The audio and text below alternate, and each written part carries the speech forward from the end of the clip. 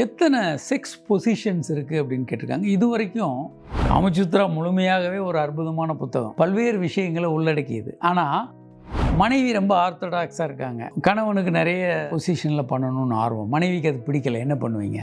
சொல்லிக் கொடுக்காம கம்பல் பண்ணிங்கன்னா அவங்களுக்கு அதீத வெறுப்பாக அது மாறிடும். சில நேரங்களில் பெண்கள் அதனால தான் இவர் என்னை செக்ஸ் டார்ச்சர் கொடுக்குறாரு அப்படின்லாம், எது சரி எது தப்பு, ரெண்டு பேரும் சேர்ந்து ஒரு பாலியல் மருத்துவர்கிட்ட போய் இதை பற்றி பேசலாம்.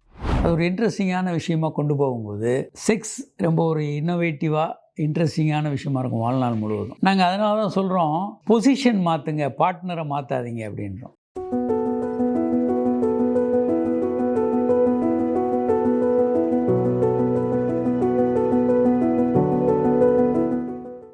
வணக்கம். எத்தனை செக்ஸ் பொசிஷன்ஸ் இருக்குது அப்படின்னு கேட்டிருக்காங்க. இது வரைக்கும் 550 செக்ஸ் பொசிஷன்ஸு உலகத்தில் கணக்கிட்டிருக்காங்க.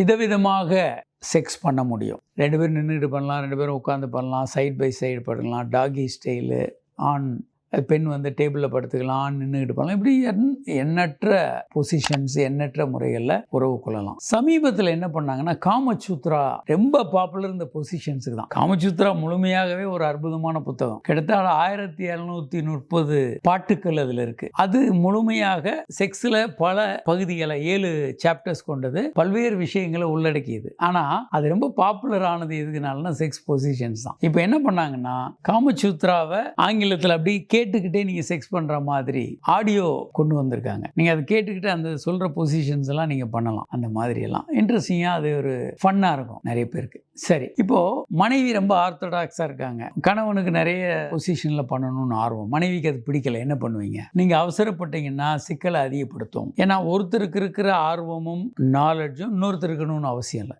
அப்போது அவங்களும் முழுமையான சம்மதத்தோடு வர்ற வரைக்கும் நீங்கள் வெயிட் பண்ணணும். அவங்கள எஜுகேட் பண்ணலாம், அவங்களுக்கு சொல்லிக் கொடுக்கலாம். ஆனால் அவங்கள சொல்லிக் கொடுக்காம கம்பல் பண்ணிங்கன்னா அவங்களுக்கு அதீத வெறுப்பாக அது மாறிடும். சில நேரங்களில் பெண்கள் அதனால தான் இவர் என்னை செக்ஸ் டார்ச்சர் கொடுக்குறாரு அப்படின்லாம் பத்திரிகைகளில் பேட்டி வரதை பார்க்குறோம். கணவன் வந்து எப்படி செக்ஸ் டார்ச்சர் கொடுக்குறாரு, அவர் விரும்புகிறத மனைவி விரும்பாததை திணிக்கிறது, அதுதான் செக்ஸ் டார்ச்சர்ன்ற பேர் வந்துடுது. அப்போ அந்த மாதிரி போகாமல் அவர்கள் புரிந்து கொள்கிற வரைக்கும் நீங்கள் வெயிட் பண்ணுறதை தவிர உங்களுக்கு வேற இல்லை. ரெண்டு பேரும் சேர்ந்து, சரி மனைவி இது தப்புன்னு நினைக்கிறாங்க, ரெண்டு பேரும் சேர்ந்து ஒரு பாலியல் மருத்துவர்கிட்ட போய் இதை பற்றி பேசலாம். மனம் திறந்து ரெண்டு பேரும் பேசலாம், எது சரி எது தப்பு, அல்லது நல்ல புத்தகங்களை படிக்கலாம். இதன் மூலம் நம்ம நாலேஜை இம்ப்ரூவ் பண்ணிக்கிட்டு செக்ஸுக்கு ஒரு பெரிய எல்லை இல்லை, அதை வந்து எக்ஸ்பேண்ட் பண்ணிக்கிட்டே போகலாம். அது நல்லது.